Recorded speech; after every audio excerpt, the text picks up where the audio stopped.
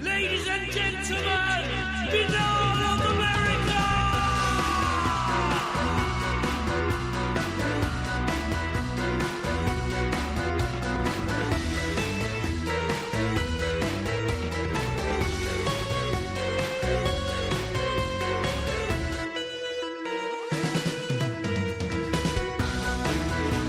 And now, ladies and gentlemen, Banal of America Audio with your host, Tim Banal.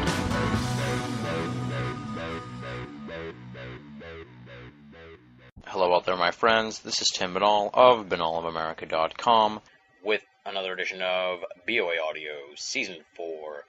It has been crazy here at BOA HQ over the past week. Thus, we had to skip out on you last week, but we're back here this week with an amazing episode. I'm going to talk a little bit more about it, of course, in just a minute. But before then, I want to give you a little state of the program news so you can have an idea where things are headed over the next few weeks. Traditionally, we've ended at episode number 31 of the season, but this week's episode is episode number 30, and that's kind of quick for a whole season finale to creep up on you. So we're not going to wrap things up next week. We're going to go above and beyond here for season 4. We are adding 3 more episodes to the season, and I'm very excited to announce to you that we're going to go out with a huge bang here for season 4. We're calling it the final 4 of season 4, and I can tell you right now that we have 4 A-list guests lined up for the final month of BOA Audio. I can't tell you all the names right now, but I will start with the first phase of the final 4 of season 4, and that is esteemed ufologist Timothy Good. He'll be our guest in 2 weeks. Wait a minute, what? 2 weeks? Yeah, because I'm going to be taking next week off as well to sort of wrap things up here on the home front and settle some things down at BOA HQ. This is partially why we don't run the show usually into the summer. I got a lot going on, folks, but I do want to wrap up the season on the strongest note as possible. So each week in August, you're going to get 4 superstar guests from BOA Audio. The final 4 of season 4 starts that first week in August with esteemed ufologist Timothy Good. All right, we got that huge plug out of the way. I wanted to say that, though, since we missed last week's episode, and things have been a little bit crazy here with the schedules. Now you know where we're at. This week's episode, then a week off, then the final 4 of season 4. Our gift to you, 3 extra episodes and all A-list guests. Now, on to this week's episode. Very exciting edition of the program. Our guest is one of the breakout stars in esoterica over the last year, Pastor Robin Swope, better known to the online world as the Paranormal Pastor. If you're not reading the stuff at his truly awesome blog, the Paranormal Pastor, you're definitely missing out. You want to check out his blog. We'll have the plug of the URL here in a little bit. And much like the Paranormal Pastor blog, which covers a whole host of different esoteric topics, that's what we're going to be doing here this week as we speak to the Paranormal Pastor himself. Here's a little rundown of what we're going to be talking about. We're going to hear about some truly strange paranormal stories shared by missionaries who've worked in Africa and Pastor Robin's own strange experiences while working as a missionary. We're going to talk about the potential dangers of weekend warrior ghost hunters and their flirtation with evil forces, what the Bible really says about ghosts, UFOs, and crypto beasts, phone calls from the dead and soul pillars, ghost stories from the Paranormal Pastor's days working at a haunted ambulance bay, and some insight on exorcisms, which he has performed on numerous occasions. Plus, of course, tons and tons more. It really is a wide-ranging conversation covering a plethora of esoteric topics with one of the most exciting new writers to emerge in esoterica today, the Paranormal Pastor, Pastor Robin Swope. Some of you may be unfamiliar with Pastor Swope. You're going to really get to know him here this week, but let me just give a little bit of bio info for you to bring you up to speed. Pastor Robin Swope, also known as the Paranormal Pastor, is a writer and has been a Christian minister for more than 15 years in both mainline and evangelical denominations. He holds a BA in Biblical Literature and finishing studies in Pastoral Ministry with an emphasis on marital and family counseling. He has served as a missionary to Burkina Faso and has ministered to the homeless in New York City's Hell's Kitchen. He's the founder and chief officiant of Open Gate Ministerial Services and a church council member of St. Paul's United Church of Christ in Erie, Pennsylvania. His website is www.theparanormalpastor, all one word, .blogspot.com.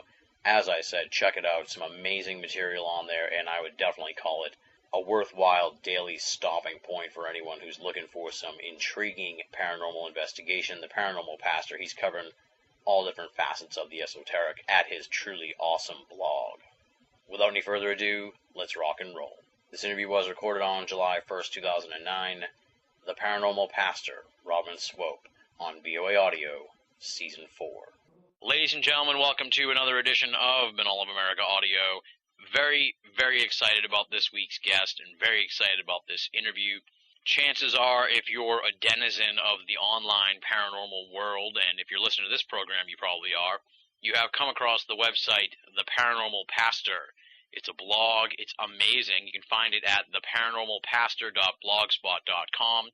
Just really burst on the scene in the last year, around the beginning of last summer, and it is from the amazing Pastor Swope, who has just had a remarkable career as a theologian and done some amazing work, and has a really healthy and a really healthy and remarkable interest in the paranormal, which is something you almost don't expect from a man of the cloth. So I'm very excited to be talking to him. I'm a huge fan of the Paranormal Pastor blog, and I hope a lot of people who haven't heard of the website yet will definitely go and check it out, because it is amazing. You never know what you're going to get on there too, which is really cool, because Pastor Swope covers the whole array of different esoteric genres. It's not just demons or the stuff you might expect to hear from someone dubbed the Paranormal Pastor. He's got his finger in all the different pies, and it's really quite an amazing experience to check out the website and really dig into the Paranormal Pastor blog. So, without any further ado, welcome to the show, Pastor Swope. Thank you for coming on All of America Audio.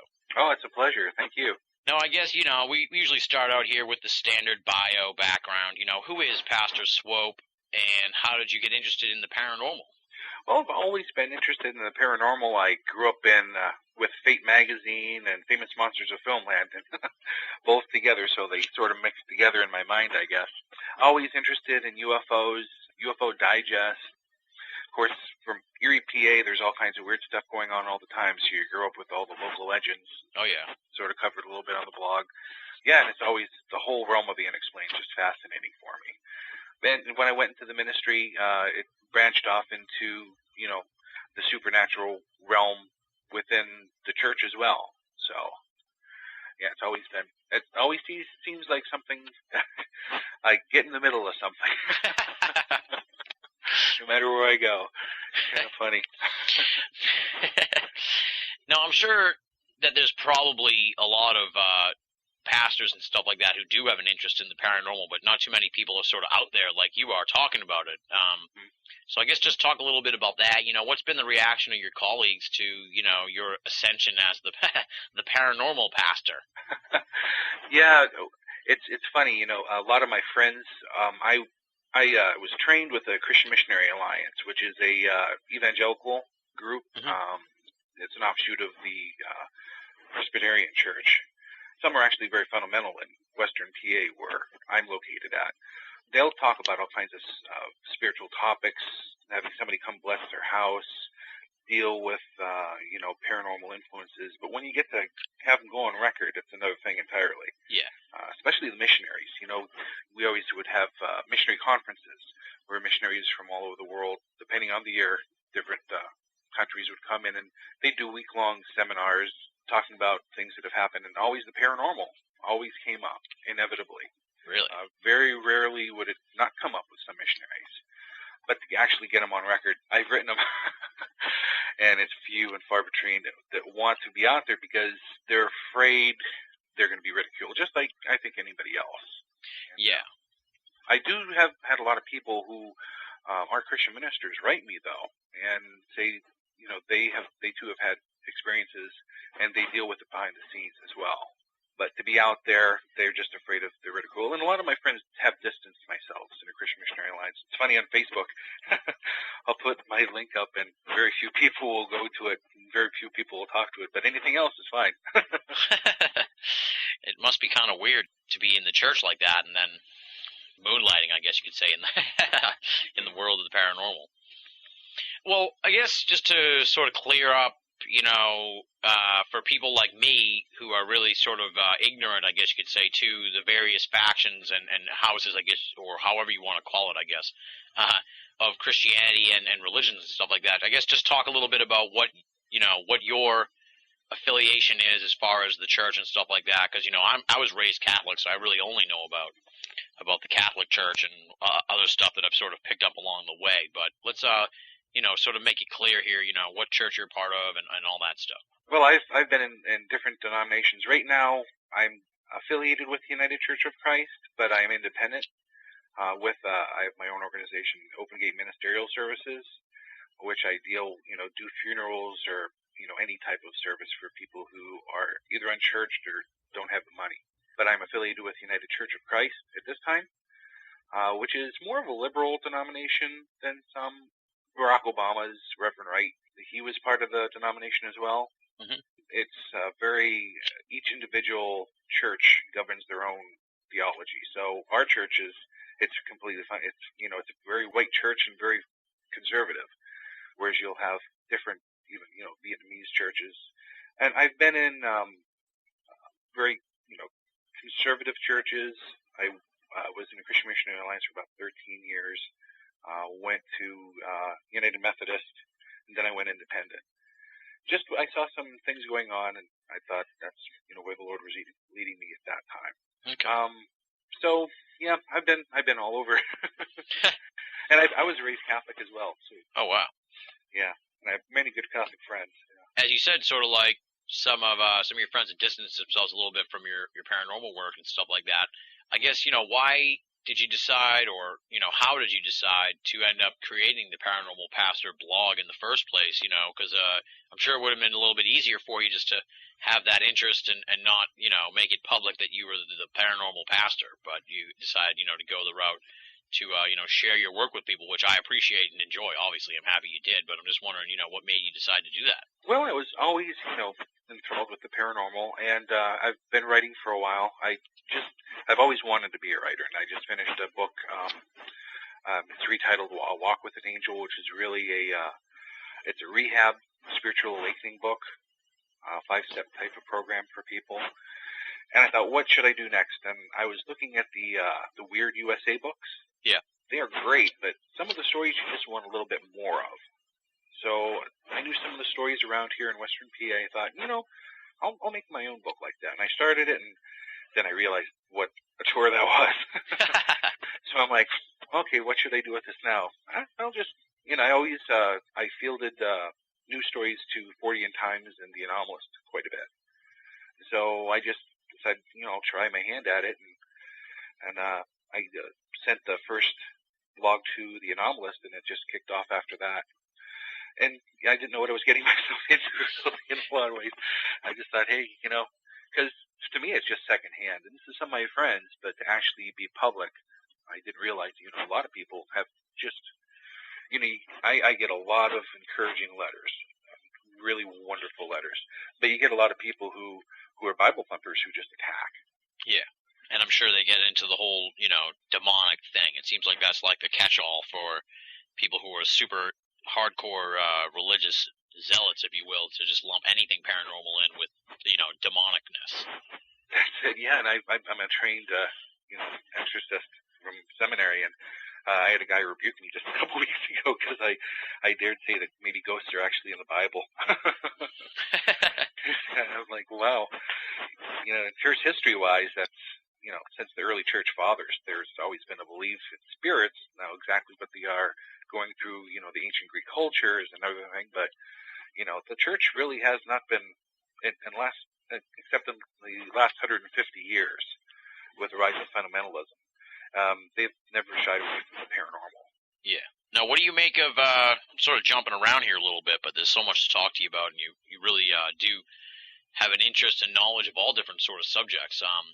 But since we're sort of like still in the churchly realm, what do you think of what's been sort of coming out from the Vatican the last few years regarding UFOs and sort of how they're like lightening their stance on UFOs and making them a little more palatable to the members of the Catholic Church. It makes you wonder, if they've known all along that certain things, if you go into the conspiracy theory that, all the world governments actually know what's going on. And they would be privy to that sort of information, I think, as well. Are they lightening the effect that revelation will have upon their followers? You never know. If you look at it logically, C.S. Lewis, he actually led J.R.R. Tolkien to the Lord. He's a great Christian writer. He wrote 3 fictional stories on 3 different planets. Just the whole speculation. What if there is other life on other planets and how they would, address Christianity? Yeah. So, the church really has, in a way, accepted it. It's just, I think, once again, the fundamentalism. And sometimes, the old Catholic school before Vatican II was a little more fundamental. Yeah. A little more hardline. And I think it's just a sign that you're easing up all the way around. And now, since we're finding planets, I think, it's an inevitable that we're going to find life eventually. So the church is going to have to make a stand. You actually kind of touched on something here when you were talking about the missionaries. Is one of the talking points I want to talk to you about is just your missionary work. Talk a little bit about that and some of the stuff that you experienced while you were doing missionary work. Because as you said, the weird paranormal stuff does seem to pop up when folks are overseas. There's a whole different culture in some of these other countries where they have amazing stories of stuff that just blows the minds of Americans who would not believe that they have these beliefs and these stories and legends and stuff like that. And then the missionaries come down there and they run into these situations, and it's quite amazing. And you do talk about some of these types of stories you've heard on the blog. So I guess just talk a little bit about your missionary work and anything weird you might have encountered while you were doing work. Sure. With the Christian Missionary Alliance, it's pretty standard for any minister to at least do some ministry. It's not like the Mormons, but you're sort of expected to go on the field for a little while. So I was there for a little less than a year at Burkina Faso, which was formerly Upper Volta in the 60s, right next to Mali. Well, that's West African, and it's animistic culture. They have, fetishes to different goddesses of fertility, usually, either fertility or of riches and wealth. When you get outside of Western culture, we're so materialistic. We're so skeptical about the paranormal. Well, it's getting less like that, today with the popularity of the paranormal. But most things that people would see, if you're from the third world, you'd attribute it to some spiritual meaning and look into it. A lot of people just ignore in our culture. And, you see things and you just say, well, that's kind of weird. Like one of the things I was on the Hudson River. My college, Nyack College, was on the Hudson River during the flap in the mid-'80s. Yeah. I was walking out of a prayer meeting, and I saw the triangle going down the middle of the Hudson River. And I was stopping all my friends going, do you see that? Do you know what that is? And they look at it and go, yeah, that's weird, and they walk away. And I was just standing there seeing the thing going down the Hudson River. I'm like, wow. But yeah, when I was in Burkina Faso, a very militaristic country back then. They had ties with Libya, and that was the mid-'80s. We were going out doing evangelistic tours in the middle of the bush. You'd be hundreds and hundreds of miles away from electricity, out in the middle of nowhere. And it's all animistic. There's some churches, and there's all kinds of spiritual encounters and warfare going on with shaman and different animistic tribes with the Christians. Jeez.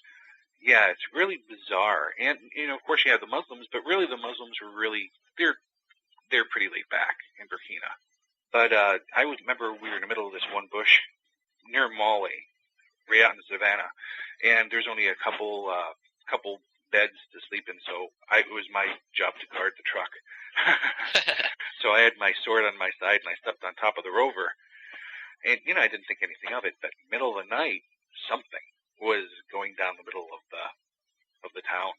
We were, there's only one road. It was massive. I don't know if it was a tiger, but there's not supposed to be any tigers for hundreds of miles around either.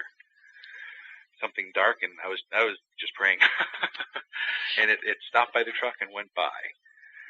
Later, we went to it's right by Bobo de Lasso, one of the main centers, and it's called the Fara.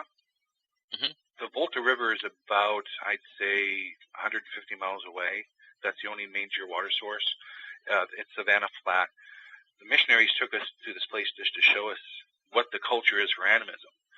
It was like a big hole in the ground. You'd see the trees, the greenery, and then suddenly you just went down into the cliffs. And there was a pool about the size of an Olympic swimming pool, sort of like almost kidney-shaped with the little trails off with some water dripping down. It was all murky. We saw the locals bringing cattle down, sacrificing cattle, chickens, to a fertility goddess that lived in the pool. They cut up there was blood everywhere, and the stench was incredible. It was just bizarre, something you never see in our society. And they were throwing pieces of meat into the water, and this gigantic black thing just came from the water, and I didn't see any fins or anything. And you'd see a little type of bubbling and activity where the meat was, and then it would submerge back down. Whoa. Gigantic. I'm thinking it might have been an African catfish that grew to gigantic size, or maybe a population of it, but I have no idea what it was, but it was definitely bizarre. Yeah, it sounds like it. They actually said that in the 18th century, one of the first white men that came in the area mocked the goddess and jumped in the pool, and he was eaten alive. Oh, wow. Yeah. Holy crap. Very bizarre. Yikes. You have a unique perspective here because, as you said, you're a trained exorcist. You're legit here. You're really in the realm of the demons, if you will, fighting the demons in some senses. And, then there's a lot of these armchair folks out there, wannabe ghost hunters, weekend warriors who think they're demonologists when really they're just, pimply teenagers. And you have a great post at the Paranormal Pastor blog, those wacky, tacky demonologists, and you sort of warn here in the post that, I'm going to quote you here, for when you take an inordinate amount of time exploring evil, evil itself will explore you. And sort of suggest maybe that there's a little bit of danger there in this rise of ghost hunting and stuff like that. So I guess just talk a little bit about your take on, the amateur armchair demonologists and how that might actually not be a very good idea for, untrained folks to be tinkering around and declaring something or someone possessed when really they have no idea what's going on. Yeah, absolutely true. It's become a hobby to people, which is not in the realm of hobby. It's the realm of profession in a way. For me, actually, even being trained as an exorcist, I avoid power encounters unless somebody actually really needs it. The problem with, and like I said, you quoted, if you observe evil, evil observes you, which is actually a quote from Babylon 5. I always thought that was the greatest quote, and I know it has to be a quote someplace else, and I've always looked for it. But if you go around looking for demons underneath every bush, you'll find them. I had so many friends in college and in seminary. Once they got on the demonology kick, they could not let it go. I think it's an obsession. I think it has something spiritual to do with it. They're automatically assuming that any odd behavior with somebody is, or, psychological problems are demonic. I ran into so many people who had their lives just totally destroyed by thinking that they are possessed when they just have some minor psychological problems. I had a good friend who had Tourette syndrome. Yeah. And they tried to exorcise that demon over and over and over. And, I was, and some other friends were just trying to tell them, it's just a disease. It's a problem that you have that you probably have to live with the rest of your life. It's not demonic. And it crushed them. And there's other incidents too. I think if you have to, when you approach something, if you think that there's an entity or an exorcism that needs to happen, an entity in a building for a blessing or consecration, or if an exorcism is going to happen, the first thing you need to do, just like any paranormal investigator would do, is take away all the secondary evidence and get down to it. Take away all the stuff that's normal, debunk everything, and if what you have left is an actual spirit, demon, entity, or problem, then you address it as such. Because there's so many, and even being in it myself, I've seen people have psychological symptoms after being in a possession or oppression, and it can increase. So it's a touchy subject. Just to take away all the psychological, all the debunk everything. I actually saw some people who were so into it, and we had a group that were called demon testers. They go around and they'd make sure they test people, and it was really just word association. They'd sit you down, they'd pray around you, and they'd have you think of the first demon that came to mind. Well, I know this one guy, Wendy was the demon of farts, and they tried to exorcise the demon of farts from flatulence from the guy, and it was like incredibly nuts. And that same guy was sure that it was demonic because he was passing gas all the time and embarrassing himself. What? He had children, and he thought that they were demonic too. They brought 3 and 4-year-old children to be exorcised. It was just, I don't know what happened to them, but it was just like they were heading down a dark road and they couldn't see the light, because if you're focusing on the darkness, you can't focus on the light. My opinion is you focus on the light. If the darkness shows itself, you deal with it. Mm-hmm. Now, would you say you've taken part in a number of exorcisms, or how many have you done, you think? Oh, over the years, yeah, quite a few. Ones that actually turn out to be actually demonic inspired, I'd say 1/5. Oh, wow. Most of them turn out to be. There's some questions about some of them in between, but a lot of them are just psychological, and the person's confused or the family's confused. But you do get some weird stuff, voices, temperatures, things sometimes move. I've never seen scratches. I've never seen that. I've heard people say the eyes turn black. I've never seen that. Personality changes when a person does not have personality disorders, and the personality leaves in a horrible screech. Those type of things. Whoa. But not some of the stuff you see on TV. Scratches across the chest that automatically pop up. Now, I've seen blisters, but from how I assessed it at the time, and my friends did too, it was a psychosomatic symptom. Yeah. So. Sounds scary. It's interesting. It's intense. It's a lot of prayer. A lot of prayer goes behind it. Yeah. It's probably not as glamorous as it is on TV, I bet, right? No, not at all. It's a lot of talking and just getting to know the person beforehand. Oh, who has time for that? Yeah. Yeah, you don't get to see all that stuff on TV. Yeah, I know. They're just right into the whole, throwing the holy water on them and stuff.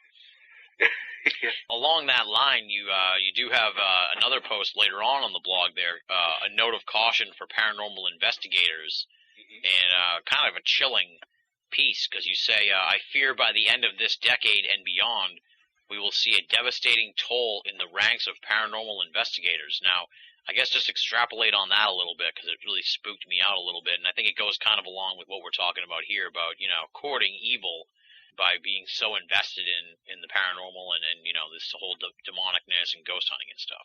Well, with the week after I posted that, I had a blatant example of the exact same thing I was talking about. But and the premise is that, if you don't know what you're doing, you're getting in the middle of this. As paranormal investigators, they're getting more into necromancy, trying to make the spirits manifest. And if you don't know what you're dealing with, if it is a demonic spirit, they can latch on to you. They can cause psychological problems, emotional problems, oppression, feeling, gloom and doom, depression. They can latch on to you. Entities can latch on to you, and they can actually draw more entities to you. And if you do have a psychological history at all, it can make it worse. And that's what I said. I really fear the way that a lot of the groups and, some of the Taft's family, they're great. They know how to do it, without doing some of that kind of stuff, But others, they just go headlong with the blinders on. I fear that we're going to have a horrible emotional cyclone coming down, with mental illness. And just after I put that out, within a week, a paranormal investigator called me up, and he wanted me to bless him. Met with him. He has a fairly big group, very reputable, very straightforward, looking at everything, cynically, logically. But he encountered at this one site entities, and he was starting to get obsessed with them. He'd talk with them. they talk with him. He ended up fasting for 40 days and talking with them. They'd appear as lights, and then suddenly he started hearing voices in his head. Oh, God. Yeah. So I sat in, a medium who worked with him said that he was demon-possessed. They brought in an exorcist that they knew, and he said for sure he was possessed. So I sat down with him and talked to him. Prayed over him. I didn't feel anything. He'd gone to the hospital, and he was in the hospital for a few days, and he was on the meds, and the meds made the voices go away. So, you know, for me, that's a tie-in. He keeps going back to him, too. He keeps talking about him. The three spirits that keep talking to him. Now he's getting somebody else involved with the three spirits who are starting to hear him, too. Oh, God. So I'm just wondering if it is, demonic that was hiding, because he told me that the voices, they don't like me. They don't like you? Yeah, they don't like me. They no. want me to go away. So, and he's still involved in paranormal investigation. And when you have something like that happen to you, you still are involved in paranormal investigations. You still don't know what you're dealing with. They can add on. Yeah. And then I heard a couple more, not directly, I did talk to the people, but I've heard some more stories about the same sort of things, where some investigators are just starting to get some psychological baggage. Strange. These investigations. Yeah. You think, like, you don't want to get into some kind of supernatural conspiracy realm, but then you wonder, like, is this whole thing orchestrated by, the Dark Knight himself or something, this whole boom of ghost hunting? Well, one of the ghost hunting's really gone into it's the new spiritism, Yeah. from like the 1800s. Just how their techniques are doing it, and it's gone from more of a scientific aspect to a spiritual aspect. And when you do that, you can, it just opens up a whole floodgate, especially with some people, there are things as generational issues, generational demons. Demons can actually hold on from generation to generation. While you might not have a problem, they know who you are, and they know who your ancestors are. And a lot of people who I found out who are into the ghost hunting and the paranormal, they've had a lot of issues in their family. Yikes. It's interesting. Yeah, that's for sure. Of course, the Bible is, used by many, many people in the paranormal world as evidence for all kinds of different things. And I was really happy to see that at the Paranormal Pastor blog, you do a really great job in a series of blog posts, 3 different postings, taking a look at what the Bible really says about ghosts, UFOs, and cryptozoology and mythical creatures. And you take a really good, straightforward look at it, and I enjoyed that quite a bit. So let's dig in a little bit to The Bible and the Paranormal series that was at the Paranormal Pastor blog. Let's talk first, I guess, about the ghost section, because I found that really interesting, and so many people try to lump ghosts in with demons, but you don't seem to think that is the case, and you do point out a number of instances where the Bible sort of either references ghosts or references things that aren't ghosts, that people accidentally attribute to demons and stuff like that. So I guess talk a little bit about what the Bible has to say about ghosts. Mm-hmm. Yeah, a lot of fundamentalists out there will say that there are no such thing as ghosts as soon as you, and I just recently wrote on the blog, Where Do You Go When You Die? Just because we had the 3 deaths, well, now 4, with Carl Malden here, celebrity deaths. People, when that happens, people usually question themselves, what will happen to me when I die? And another reason I did that too is I got rebuked by somebody about the ghost and the paranormal, just saying I was using the scripture to my own ends, and I don't know what I'm talking about. Really, fundamentalists have a big problem. They think any spirit is demonic, because when you die, you go straight to heaven, or you're going to go straight to hell. And that's not what the Bible says. We have a lot of preconceptions in our Western culture of what the Bible means. And in churches specifically, we have a second-hand testimony and not straight biblical theology of what the Bible really says. The Bible really talks about spirits, unclean spirits, and they're 2 distinct type of things. Jesus, when he was walking on the water towards the disciples, they had just went out and they were commissioned to do exorcisms. So they were going out dealing with demonic spirits. When Jesus came walking on the water, they were all afraid, is it a ghost? If if all ghosts are demonic spirits, they would have rebuked him in his own name. Yeah. Basically. So that sort of is, it's not specifically saying, does the Bible talk about ghosts? They reference it as in the culture and the people of faith who were in the Bible, they did have a conception about ghosts. And also in 1 Samuel, the witch of Endor, Saul, the king of Israel, he has disobeyed God, and Samuel, the prophet, has died. He leaned upon him for guidance in a battle. So now that Samuel was gone, he went to the witch of Endor. He heard that she could call up spirits to try and call up the spirit of Samuel so he could have guidance for the battle. And now from the text, you sort of get the feeling that she was a con artist. Yeah. But suddenly Samuel actually does appear. It says he came up from the ground, from Sheol. He descended out of the earth. I saw a spirit ascending out of the earth. What is its form? It's a form of an old man coming up, covered in a mantle. And Saul perceived it was Samuel. So the Bible says it was Samuel. It says it was Samuel's spirit coming from beyond. And a lot of people will say, they make that an aside. Well, it was a special act of God just to scare the witch and to show Samuel that he was, falling down the wrong path. Well, it doesn't say that. And the Bible is usually pretty specific when it comes to moral teaching. Yeah. Also, we see when Jesus appears after the resurrection, he tells the disciples, "Look at me, I'm not a ghost. It's really me." So that means the disciples could have assumed, or were assuming, this is a spirit, it's a ghost.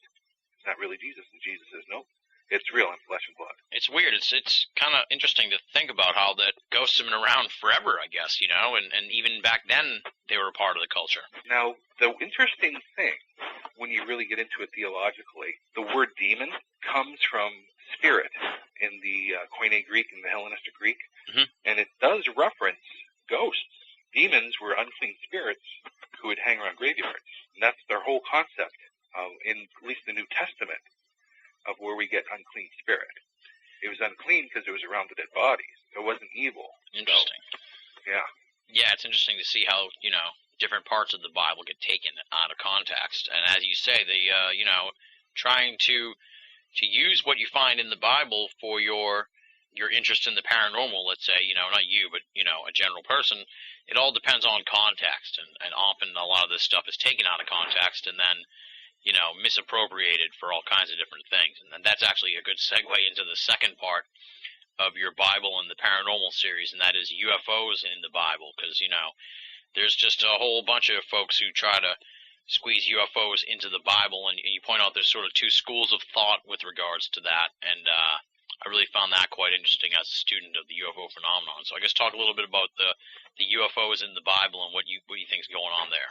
Well, yeah, the two different branches is that all biblical accounts of angels, giants, and visionary phenomena can be explained by extraterrestrial and alien activity, or all UFOs are demonic entities that are here to deceive mankind.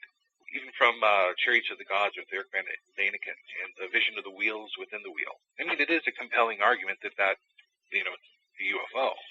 But when you get into the visionary phenomenon, the ecstatic history of Western religion, it's not that spectacular. It could have been. It could have been. Yeah. But still, it is an angel. It's still a representative from God. It didn't say, here, I'm coming down to give you knowledge. It didn't come down to, mother our race, like, all the science fiction offshoots of that whole theory would assess what would have happened. It's giving us a reference back to the reality of God, the reality of our spiritual needs, and a testimony that God is real and what he said was real. It's not, what you'd expect. Now, could some angels be aliens? Angels in the Bible, were they God's messengers? Yeah. Did they come from the clouds? Sometimes. But angels could change shape. They could appear as different people. Abraham, one of the first appearances of angels, 3 people come to Abraham. And and talk to him. And it's in Genesis, and it's what in Christian theologians say it's a Christophany. It's the three in one, and they're called messengers of God. They have no history. And then you have Melchizedek, who's a priest. He has no history. Was he an angel? So the actual biblical thought, theological thought of an angel is really far from like an ancient astronaut type of thought. Yeah. And you also have the Nephilim. A lot of people think that in Genesis 6, you have the flood, and the text says, the sons of God saw the daughters of men, that they were beautiful, and they laid with them and had children who were giants of the old age, men of renown. Mm-hmm. And the word Nephilim for giants is from a Hebrew word meaning fallen, so that it could be interpreted as the fallen ones, which is the only time in Scripture you have a reference, direct reference, to a race connected to the sons of God, which in the book of Job, that's angels being fallen. That's the only time you see anything. We have a lot of hierarchy of demons, stuff like that. That comes from a lot of rabbinical teachings and Talmudic teachings. But this is the only thing in the Bible that talks about actual falling, except for Lucifer himself. Yeah. So what do you make of the whole Nephilim thing, then? Do you think that it was just, it's been amalgamated and misinterpreted by people? Or do you think that, there was some kind of weird race mix, if you will? I believe there was really a race mix. I really believe there was. Actually started, so some writers will have that project they're working on all their lives and they never get it accomplished. I have something like that with the Nephilim. And it's the old church thought of the Nephilim was that the sons of God, the angels, the fallen angels, had sex with the women, and they produced this offspring who were an abomination, who were half angel, half man, and they were destroyed in the flood, and so they were used to having a body, so their disembodied spirits are traveling the earth, and that's where we get demonic spirits trying to possess people. Interesting. Now, is that your take on it? That's an ancient church thought. Oh, okay. And that would be mine too. I have one who didn't get destroyed, and he's hunting down. I thought they just became Yankee fans. Then you have other people too who believe all UFOs are demonic entities. Yeah. And that's just because of some people who have the abductee phenomena. They have a philosophy that's a little new age, and a lot of people who are fundamentalist Christians or evangelicals think that's a demonic. It's not biblical to them, so they think it's demonic. So that's where they get that it's demonic. While we're in sort of the UFO realm, I guess, what's your take on abductions and to piggyback onto that, even though it's sort of, kind of off the beaten path of abductions, what do you think of the whole Islamic jinn scenario? Just that that their belief in these sort of entities that are the jinn. Yeah, that's funny because that ties in with my book as well. Yeah, that was. I'm sort of taking them as the same sort of thing. The jinn were fire, creatures made out of fire, and it really ties into what we would believe is like the Nephilim as well. They're spirits. I saw them as what the spirits are after the flood. If you take the early church tradition, I like it because it seems kind of pretty cool. But the jinn are really, the demonic spirits who are still searching. You can talk to them, like familiar spirits. Yeah. But they trouble you and they attack you just like familiar spirits will do as well. Okay. Some people do think that jinn are tied in with the Nephilim in a UFO way as well. What's your take on abductions? When I first came back to Erie, PA here in '95, I had never met abductees before. And I'd been away from Erie for about 10 years.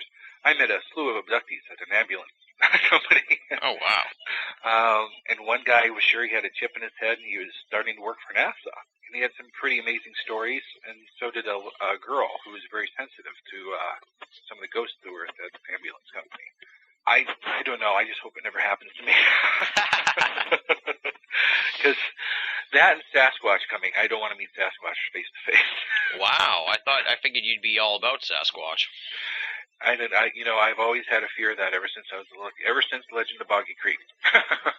I heard that the Sasquatch in the Pennsylvania region is kind of like the aggressive one, so I'd be a little weary, yeah.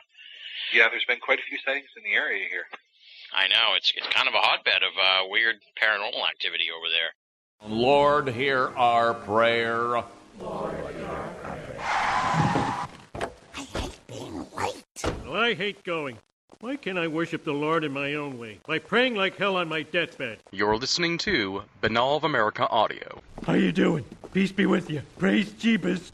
Now, just to wrap up the Bible and the paranormal series, talk a little bit about, what you uncovered as far as these mystery creatures that are mentioned in the Bible, because I found that really interesting, because you did a great job of sort of debunking a lot of these cryptids that are in the Bible that turns out they're probably just, mistranslations and that kind of thing, but there are a couple that do stand out as potential creatures of the time that we're still not quite sure what they're talking about. Yeah, like the cockatrice and the basilisk, giant snakes. Yeah, could they have been, the cockatrice was a winged creature, had a head of a rooster, a snake tail, and wings of a bat. And the Bible talks about it in Isaiah.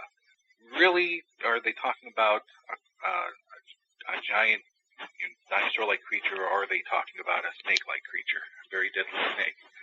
That's a lot of conjecture. Also, the satyr, the half-man, half-horse creature, that's talked about directly, too.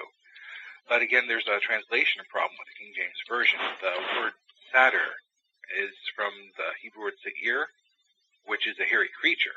And that word is used 52 times. And only those 2 times is it translated as a satyr in the New King James. Some people say it is a hairy mountain goat that commonly roamed ancient Babylon. But, that's really strange. You have a hairy creature. And then, of course, you have the dragon. And what you can do is, the Bible talks about the dragon as Satan. And it also has the dragon as the archenemy.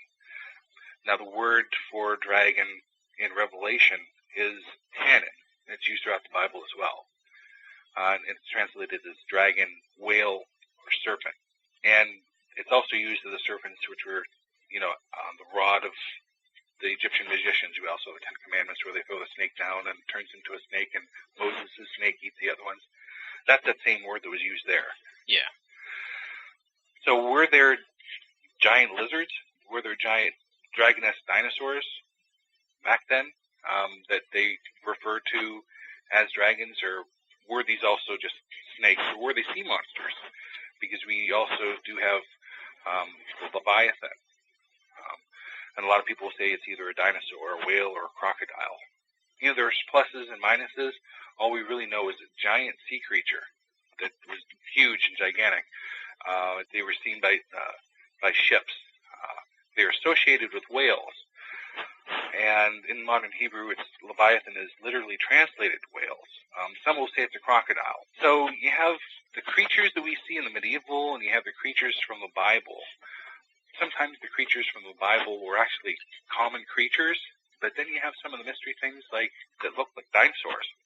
Yeah. Cockatrice, and you have Leviathan. Were they dinosaurs, or I sort of like Lauren Coleman's thing about the with the Mowgli Memble. Mm-hmm. He just did put on Cryptomundo a couple weeks ago when they had the Monster Quest here last week. Yeah. About the ancient rhino. And that would make a lot of sense. Yeah. A lot of times when they describe the sea creatures, they don't describe scales. It's mammalian. And it was just more of a fanciful look at all the possible things in Scripture, because a lot of people take it very serious.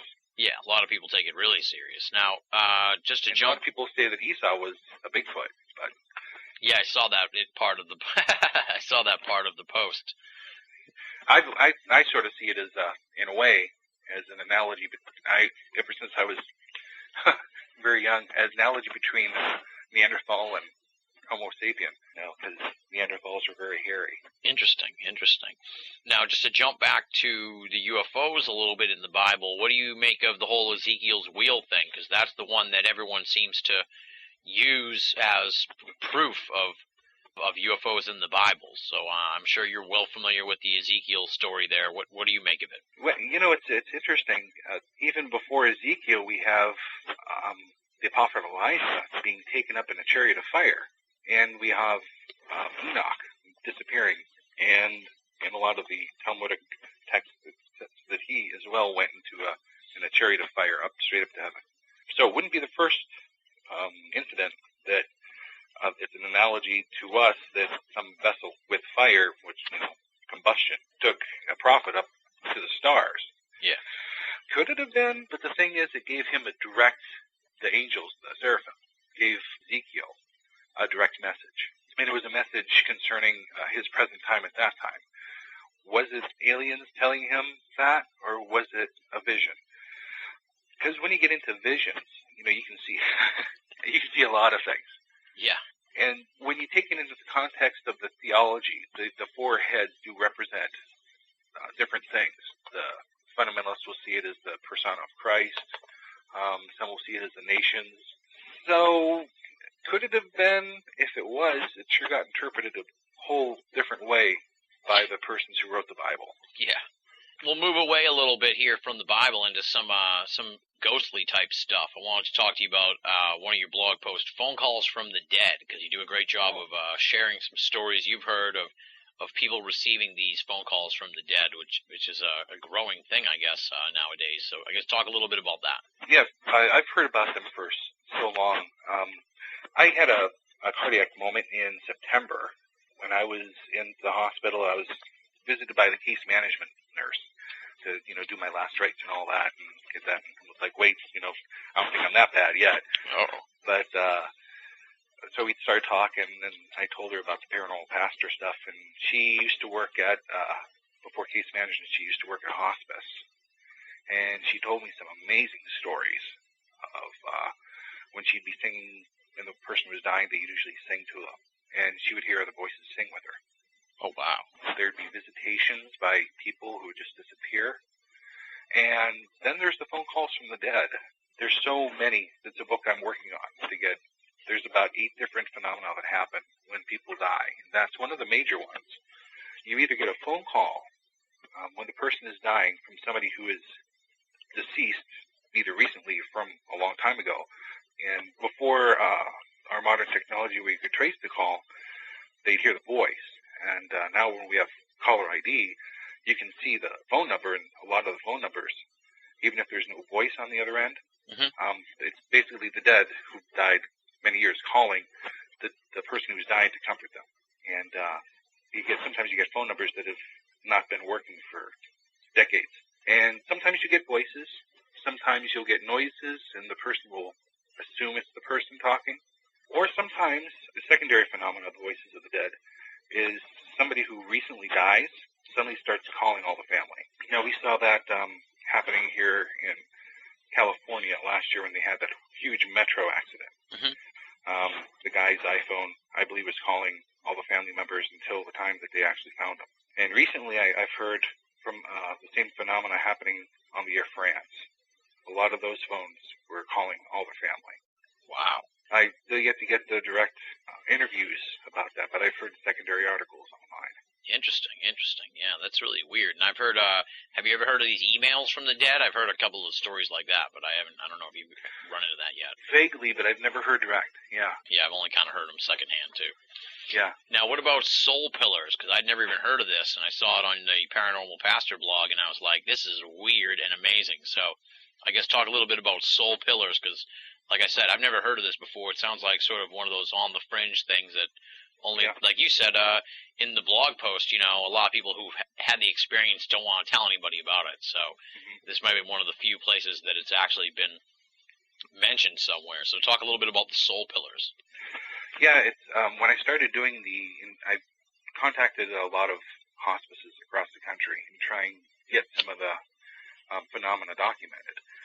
I met somebody locally who was very willing to talk to me, and she's had a lot of experience, and not just her, with a couple others too, but with her experience, what she'd see, and she's been doing hospice care as a nurse for 20 years. Just before the person dies, as they're breathing their last, she would see a pink glow coming from their chest, a pillar of light just shooting out, and then they would be dead. I've talked to other people who've seen an electric spark coming off the forehead, and then I've seen people who've seen purple lights just like globes popping out of the chest, and it always seems to be out of the chest or the forehead. Whoa. And this woman, Marge, she was one of the more brilliant, spectacular things that happened to her was she was praying with a pastor and his wife. The pastor had cancer; he was dying, and they were singing, and suddenly the cross across the room started glowing. Oh, and wow. the light came from the cross, pounded into his chest, and then the light came from his forehead, and he passed away. Oh, wow. Yeah, so is it the soul leaving the body? Can some people perceive that? Yeah. Second, from this evidence, from these people who, and some, don't claim to be sensitives or are not into, more of the spiritualist type stuff. They don't know how to describe the phenomena they're seeing, but they see it. Interesting. And it's funny, going to some of the hospices, you start mentioning this stuff, and they'll look at each other, they'll nod, and say, yeah, we'll get back to you with some of the stories that we've seen. We've seen quite a bit of this, and they'll never call you back. Now, have you ever seen one of these soul pillars, or is this just something you've heard about from other people? It's just from interviews for doing the research on the book. Interesting, okay. Yeah. Now, I guess talk a little bit about your days working in the ambulance bay and some of the weird ghostly activity that you encountered there, because that was one of my favorite posts from the Paranormal Pastor blog. Yeah, it's funny. The church I go to now, I'm a member of the board, the council of the United Church of Christ here in St. Paul's here in Erie. And the vice president worked at that ambulance with me.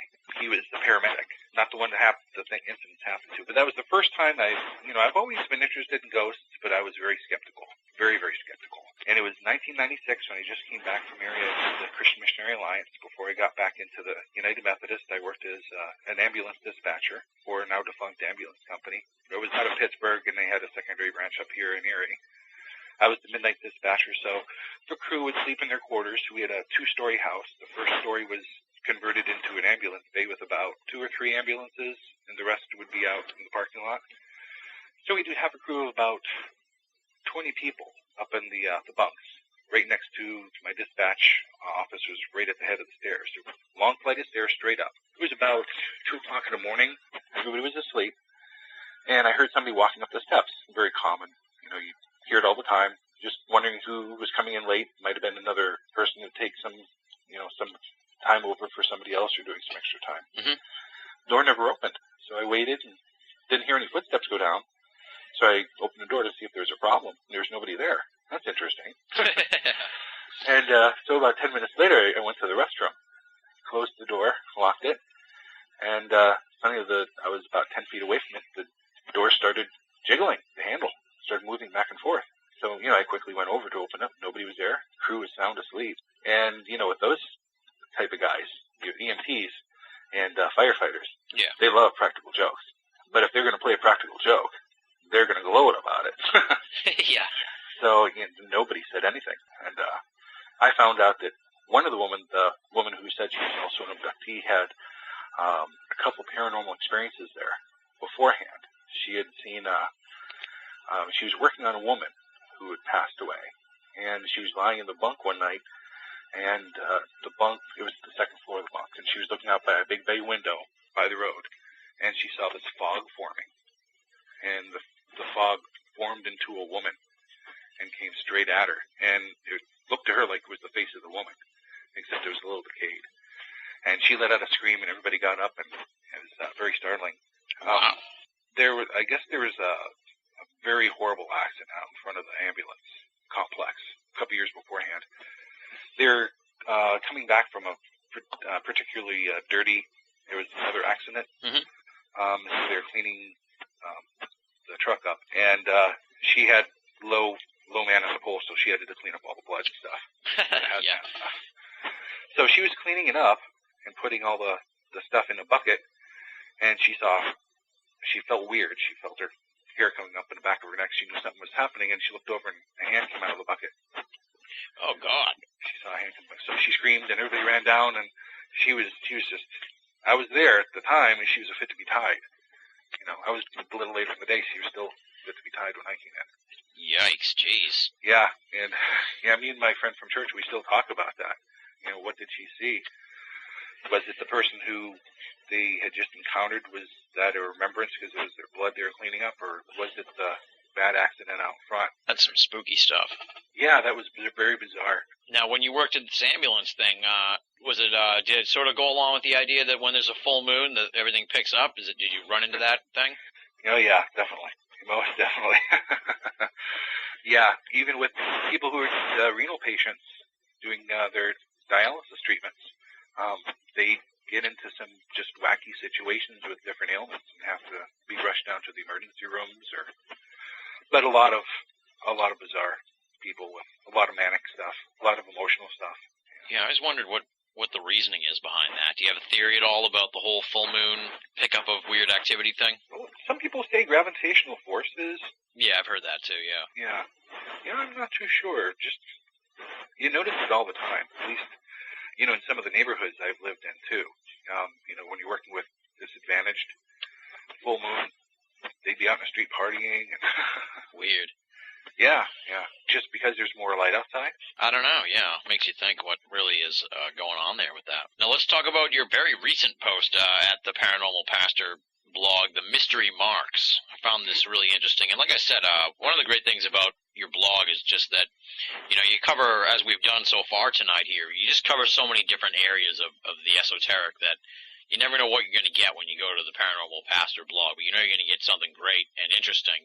And that's what I really like about it. So let's talk about the whole thing with birthmarks and the whole esoteric connection there with that.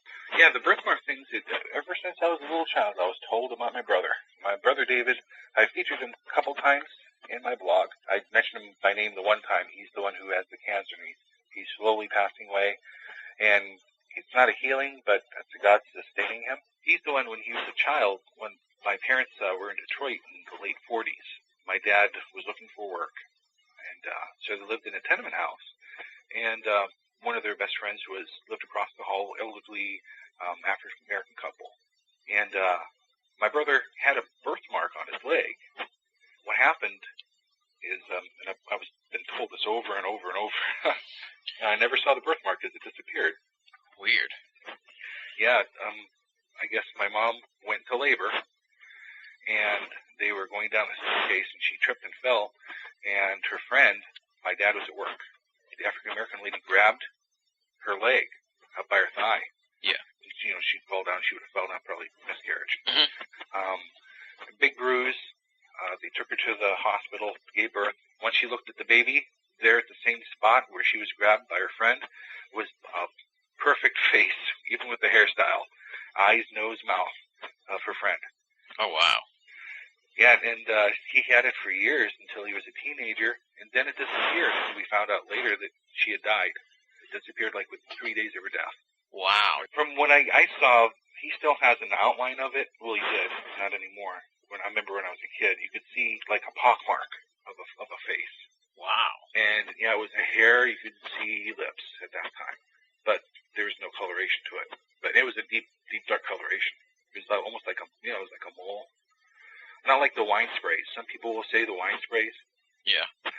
And there was a couple incidents I've heard of where pregnant women, they were sprayed across the stomach, and that's where the baby has the birthmark across the stomach of the sherry wine birthmarks. And historically there's been, birthmarks sometimes connotated witchcraft. Yeah. Or somebody who had supernatural powers. You do a really great job on the blog of talking a lot about historical type paranormal events and stuff. Let's talk a little bit about Pierre Bernard, otherwise known as the Omnipotent, because I didn't know too much about this guy, and he was sort of, running amok up there where you had gone to college prior to when you went to school, I presume, because it was in the early 1900s, I think. But talk a little bit about Pierre Bernard and that whole story. Yeah, Pierre Bernard, actually his son disappeared in Nepal during the Chinese invasion. Both him and his son they brought tantric yoga to America. However, some of their beliefs were a little strange. They had the Clarkstown Country Club in Rockland County, which is right at the foot of the Tappan Zee Bridge. Yep. And my college, the Christian Missionary Alliance, Nyack College, was right next to them. Kind of bizarre to have so different theological ideas right next to each other. And it was always spoken of like hidden, hush hush. He'd bring, the prostitutes up from the river from New York City, have these tantric sex orgies, sex magic. He was involved in the occult pretty much. He actually ran for mayor.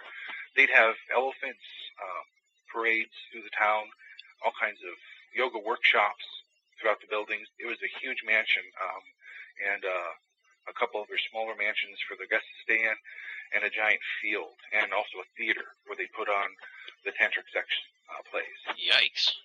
Yeah, it was pretty bizarre. And his mansion, which later became our library, when I was in college, I always got to be good friends with the security officers, so you could get out of trouble with parking tickets, and, and you get to sneak around different places of the college. Our college bought it in the 50s after he had passed away, and they converted it into a library, some dorm rooms, and it later it was a music hall. It became a seminary. Seminary since moved, and now it's a music hall again. But we would, my friend and I would go to the big mansion, a huge Tudor-style mansion, beautiful. There were secret passages all the way through the building, and there was actually a tunnel that went from one side to the other. It was caved in. We could never find it. But there was one you could go through from one of the walls, and it was a hidden doorway. You could go up and spy on the bedrooms. Oh wow! A little tiny room. And unless you knew where to look, you couldn't tell. So there's all kinds of hidden passages. There was on the roof. You would not be able to tell that there is a giant porch on top of the roof itself. Yeah. You could look out and see the hut. Yeah, it was really neat. Some of the things that happened, though, on that old site were pretty disturbing. We would have beds shaking, the whole black shape, night trauma. Yeah. The black shape, feeling the heaviness on the chest, and actually some beds would rise. Oh, wow. Beds would move across the bedrooms. There's blessings and consecrations all the time. There was one in the dorm room. One dorm room had mirrors on the wall, multifaceted mirror. Yeah. From at least 7 different people, I heard that if they're studying in there and they look up, they'll see faces staring back at them. Oh, God. Yeah, all kinds of distorted faces. So that was blessed over and over, but it seems like there was some sort of resident thing that would not leave. Yeah. Yikes. Then we had the man in black. He was a dark figure. He was cited by lots of security officers. He was a guy in a dark cloak. Sometimes he'd have glowing eyes. Sometimes his face was black. He'd appear out of the trees, come towards the security officer or towards people, and then just disappear. Some actually saw him floating from the woods while I was there, and there was a spontaneous nosebleed throughout the campus. What? Yeah, it was bizarre. Wow, geez, this sounds scary. It's even more bizarre, I guess, too, because it's a seminary school, right? Or it's a Yeah, training pastors and missionaries. Yeah. Yeah, so it's like even more bizarre that there's all this dark sort of activity going on there. It's like spooky. Yeah. And then to sort of piggyback on the the Omnipotent post.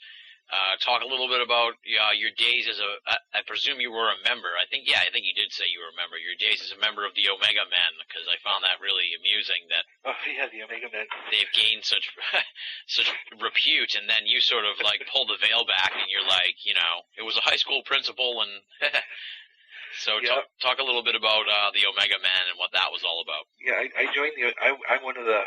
I don't know if I'm a founding member. I think I am. It was 4 of us, and then it grew. It was just a bunch of us Star Trek nerds who, my other friends were paramilitary, and we just go around at night, and it was the security. We'd pull some pranks once in a great while, but we'd also go and explore the paranormal, because some of these things we'd go in that mansion. The mansion had a lot of fetishes from all over the world, and there'd be some really weird paranormal activity going on up there. But just a couple of years ago, Weird New York has a whole couple pages about the Omega Men and some of the stories about the Omega Men, saying they're a satanic group and they have sacrifices. If you go into the old, it was a training ground for World War I. It's an actual mock-up of the French front line. Yeah. So there's still miles and miles of underground tunnels with slots for the rifles. There's a rifle range, all kinds of buildings. Actually, I believe they also had prisoners of war stay there. massive complex spanning over half a mile. Yeah. And it's all, overgrown trees and everything now. But the Omega men would go and mark their territory with an Omega with another half Omega on it, so it looked like an M. Yeah.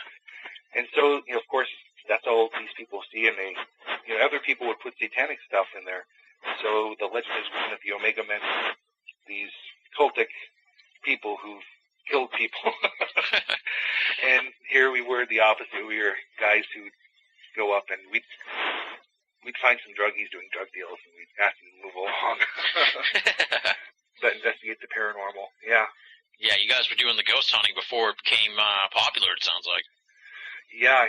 If you were interested in that sort of thing at all at that college, it was a natural, because it was everywhere. Just to add one more strange element into the mix, I guess, let's talk a little bit about your Thunderbird sighting, because it's like the Paranormal Pastor. You It follows me around. Yeah, you're mixed up in everything here.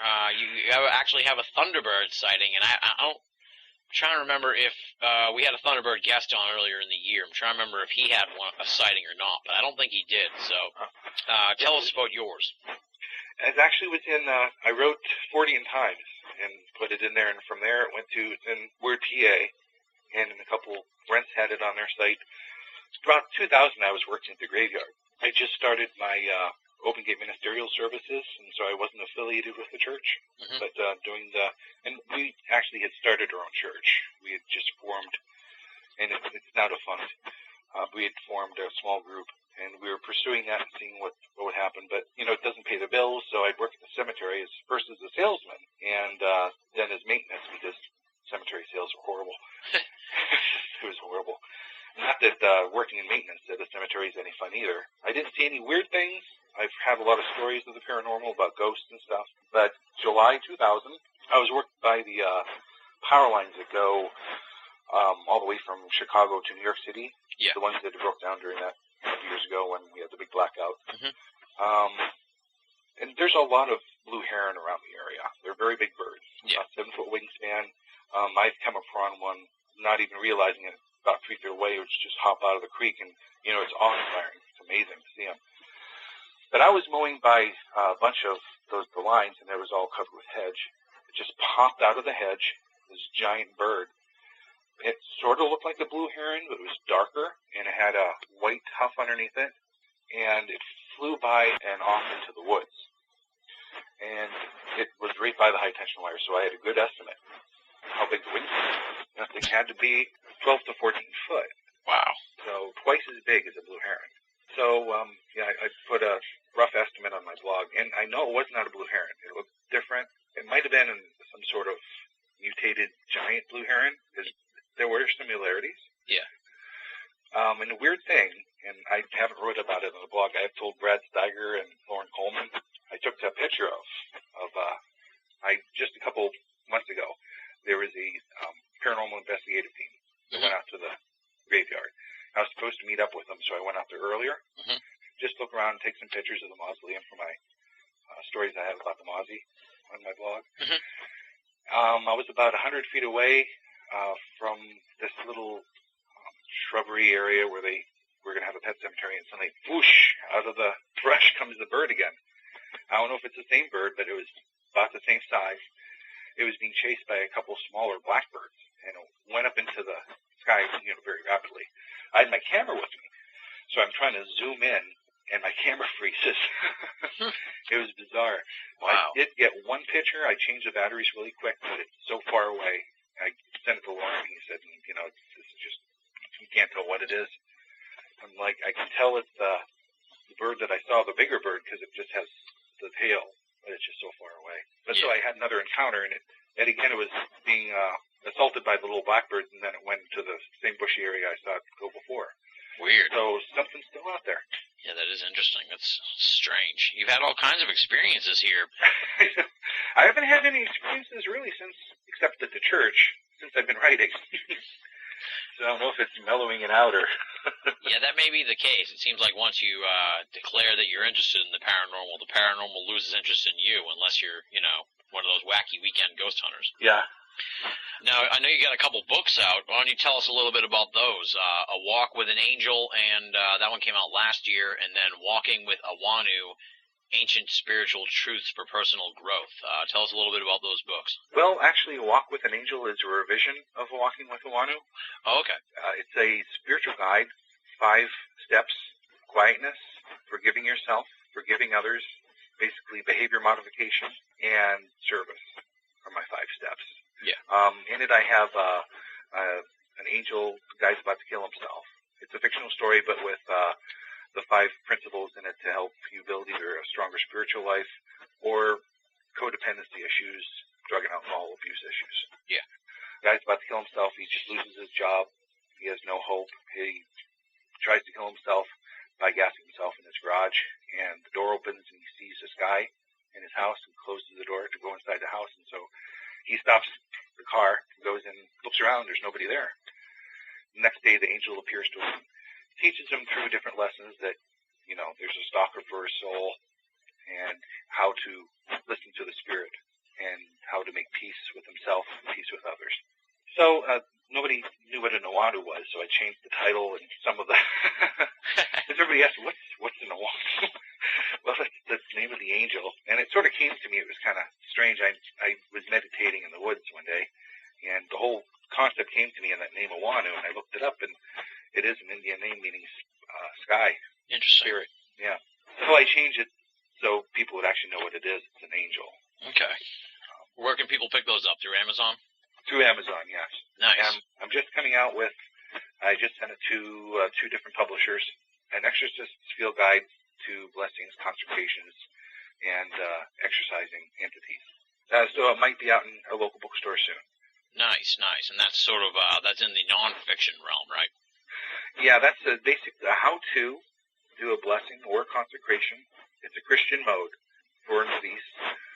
Like a Chinese menu, you can part from A, part from B, part from C, depending on what your situation is.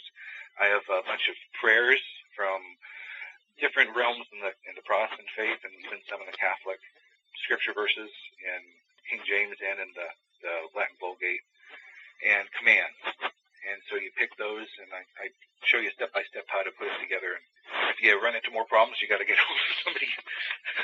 Yeah. It's just a basic, because I get letters every day just about asking, how can I have a blessing? Do you know anybody who does a blessing? And I believe in the priesthood of the believer in the Protestant faith. If you have the faith to do it, if you believe you can do it, God will honor it.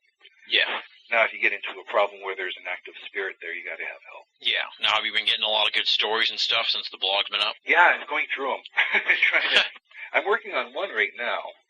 I'm going to put on my Examiner site. I'm also on the Examiner. Mm-hmm. There's a Kinzu Dam near Erie here. I was at there's a Tom Bridge Center for Presque Isle was just built, and it's an introduction to the Presque Isle ecostructure. I was interested in going there because they have the UFO sighting from Presque Isle that I'd featured on my blog. Yeah.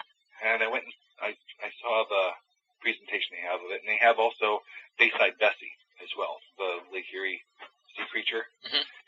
So it was really bad information because they made it sound like it was in Erie, PA, where I know it's by Sandusky in Cleveland. So I was asking the director, and we got off into like always, you get off into their stories. Kinzu Dam, Kinzu area, was the Seneca tribe's ground treaty to George Washington to be theirs forever. And in the 60s, JFK rescinded that and built the dam over their property. Oh, boy. Yeah, and so they had to relocate burial grounds, the whole town. Oh, man, Johnny just Cash asking for trouble now. Yeah, so it's the biggest, one of the biggest dams east of the Mississippi. And it's over Indian burial grounds and Indian territory. There has been sightings, this director at the park ranger, in the water, not just giant catfish, like 8 foot long, but a serpentine creature, too. Oh, man. So I've been looking around trying to find the details of it. I've gotten a few. Once again, a few people are willing to talk about it, and I've gotten contact with the local chief in the area, Indian chief. Yeah. And so I'm researching that. That's going to be interesting. There's all kinds of stuff happening. UFOs, ghosts. It's like a threefold paranormal. Now, you said you don't want to run into the Bigfoot. Is there any sort of realm that you find to be be like, particularly interesting to you, or you just like it all? Oh, I like it all. I'd love to see. I would like to see a Bigfoot or a sea serpent. Sea serpent would be any type of sea creature, if I'm not in a boat. But I was gonna say, yeah, that sounds a little scary. That's probably the one thing that I don't want to run into would be a sea creature, just because if I was in a boat, like you said, if I was on the shore, then maybe I wouldn't mind so much. I actually I had my honeymoon at Lake Champlain. Was that because of the lake monster, or just was it a coincidence? No, it was because of the lake monster, yeah. Oh, geez, did your wife know that? No, she didn't. Until we were on the boat. Oh, man, that must have been an interesting conversation. Yeah. Did you know in this boat they actually had a sea monster riding? Actually, Captain. Oh, man. Well, Pastor Swope, it's been great talking to you. It's been awesome hearing these stories and stuff, and we just scratched the surface, really, of what people can find at the blog, The Paranormal Pastor. They, of course, can punch in The Paranormal Pastor, include the folks. It's The Paranormal Pastor, all one word, .blogspot.com. That's the blog. He also writes for Fate Magazine on occasion, 40 Times, and he has an Examiner section as well. So he's prolific. He's all over the place. He's only been around for a year, but he's really exploded onto the scene in a huge way, and I'd call him one of the breakout stars in esoterica over the last year for sure. Definitely one of 2009's rising stars in the paranormal world. He is the Paranormal Pastor. I'm a huge fan, and it's been great talking to you and really sort of digging into some of these stories that I've been enjoying over the last year on the blog. So I can't thank you enough for coming on the show, Pastor Swope. Best of luck. Thanks again for coming on the program. And I look forward to hearing more from you in the future. Great. It's been an honor, Tim. Thank you. That does it for this week's edition of BOA Audio Season 4. Big, super huge thanks to the Paranormal Pastor, Pastor Robin Swope. Fascinating discussion. Hope you all dug that. Be sure to check out his website, www.theparanormalpastor.blogspot.com. All one word, theparanormalpastor.blogspot.com. Always something interesting going on over at the Paranormal Pastor blog. Check it out. Moving right along, you know what comes next. It is time for BOA Audio Listener Feedback. We're kind of up against the clock. You're catching me in the midst of a very busy week here at BOA HQ. So we had originally planned for a humorous email here in BOA Audio Listener Feedback, but we're going to bump that to next time around and to do kind of a little shorter one here, because I know I'll talk less as a result of this email. The email comes from Pat in La Mesa, California, and here's what Pat has to say. Great show, Tim. More wrestling, please, from the same guy that did the first show. Thank you, Pat, La Mesa, California. See? Nice and simple, pithy, short, and brings up some stuff to talk about. First, thank you for the suggestion, Pat. You would not believe how many people write to me and want us to do another wrestling episode. And every season, I try to put one together, and I think about it, and, put out some feelers for people that I'd like to talk to in the wrestling world. But it just keeps staying on the back burner, and we never get around to it. And then next thing you know, it's the end of the season, and all the slots are filled, and we didn't do a wrestling show. So I would like to do a wrestling show. I do feel like it has kind of been bumped by the baseball special, and I'm already getting flack, as you know, folks who listen to the end of the program and BOA Audio Listener Feedback know. I already got some crap already from folks who do not like the baseball special. And I do get some emails of support, too, from folks who do dig the baseball special. So, maybe I'm a little gun-shy about going back to the pro wrestling well again. But I will say this, Season 5, I'm going to make a serious effort to return to the pro wrestling realm with some guest. Probably not James Gutman, who is the guest you're referring to, Pat. Love James, love his work, love the website World Wrestling Insanity and his 2 books. But, we like to diversify here on the show. And if we're going to go back to the wrestling topic, I definitely want to talk to maybe a former wrestler, maybe someone in the wrestling business now, or a wrestling reporter like James Gutman is. We'll see who we end up talking to, but I will, once again, try to make an effort to do a wrestling show here in Season 5, and I'm already going to apologize ahead of time to anyone who's not going to be happy about that, Sorry folks, there may be a wrestling episode next season. Who knows? I don't know, but I'm going to put it on the to-do list. That brings me to a larger point that should be made here, especially in light of the fact that we have locked in all of the remaining guests here for Season 5. We still have to tape a few more of the episodes, but they're already scheduled for these interviews, so the guests are locked in. Season 5 is in the books as far as the booking aspect goes. What that means is the list begins now for Season 5. I'm going to first preface all this by saying there's a good chance that you're going to be hearing from a lot of former BOA Audio guests. I don't want to say too much more about it than that, and I'm also going to add the coda that, pay a little attention here to the final 4 of Season 4, because I'm kind of thinking of this as a taste, if you will, of what you're going to get in Season 5. More big-name stars, more A-list names in esoterica coming to BOA Audio next season. But with that said, there's always space for new folks. There's always areas of discussion we haven't covered yet, and we should be covering. So I want to hear your guest suggestions, and I also want to hear your guest return suggestions. So send me that stuff, folks. Let me know who you enjoyed hearing from.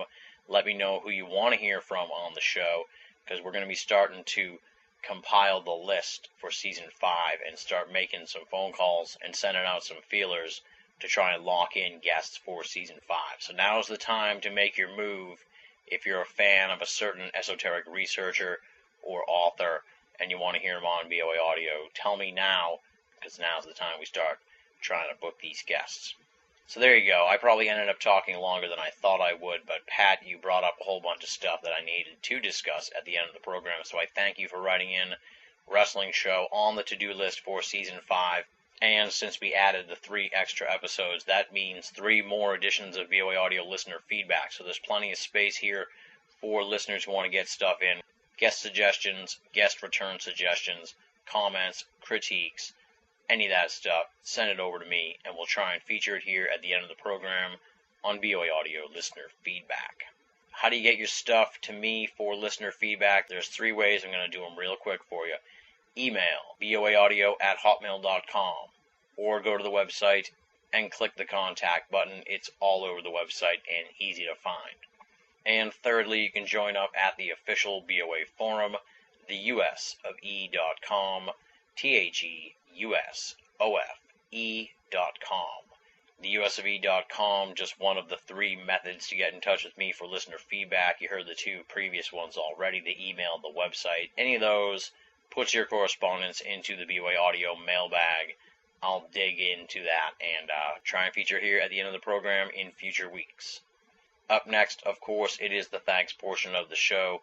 Let me give a shout out and thanks to the amazing and esteemed BOA staff: Leslie, Chiron, Arlie, Joe V, Tina Senna, Rochelle Hawks, Richard Thomas, Lasha Seniuk, and A.M. Murphy.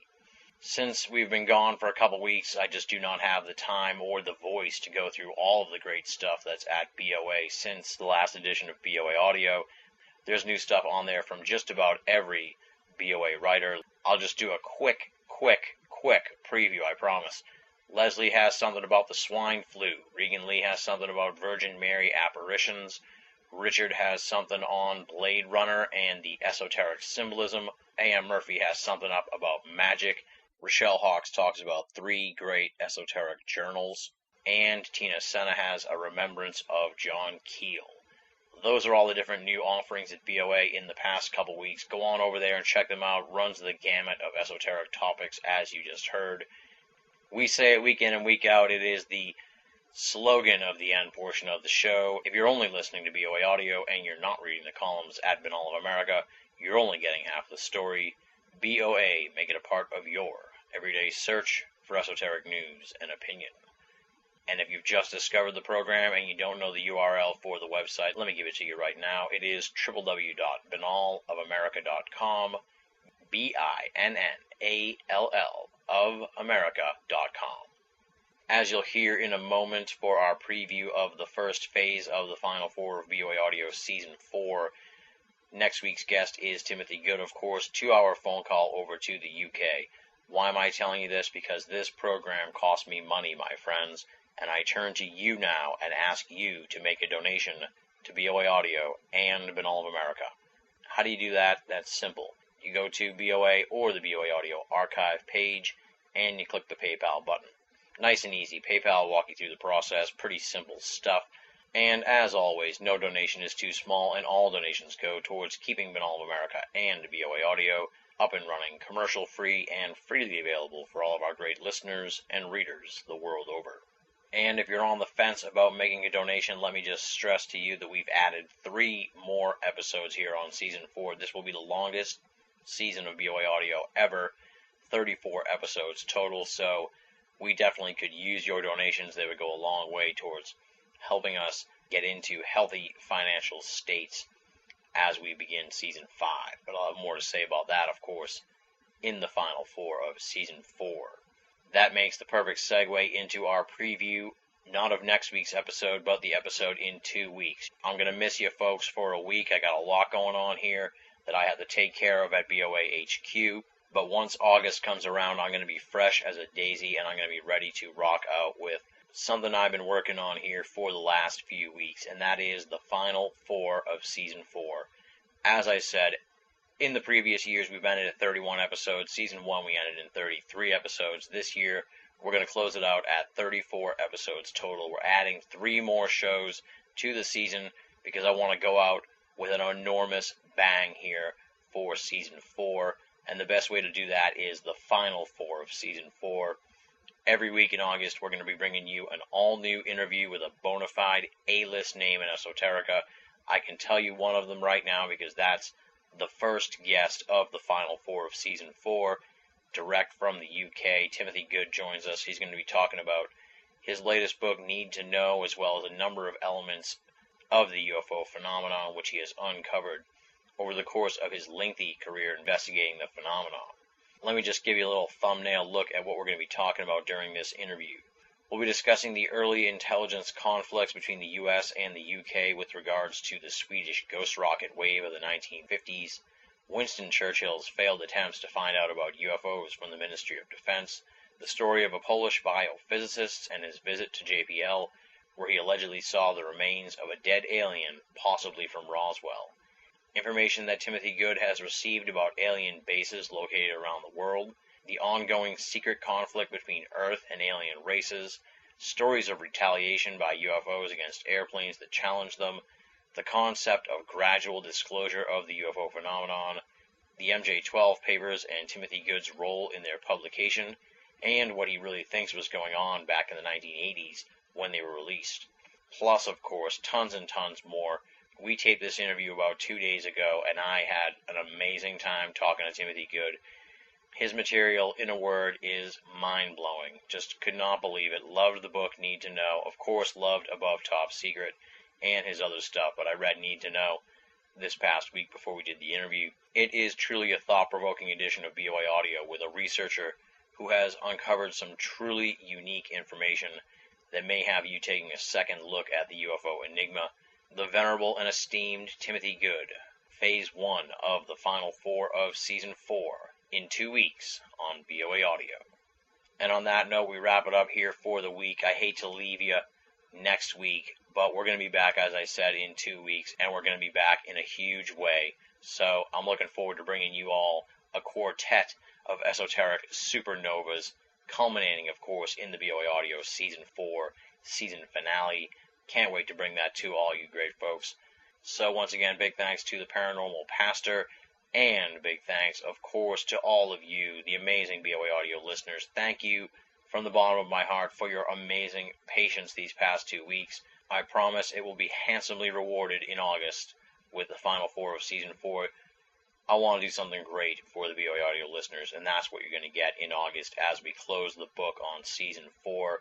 You guys are the fuel of the machine. You keep this program running. And in August, you're going to get my thanks to you with this series of amazing interviews. Until then, this is Tim Banal, thanking you for listening and signing off.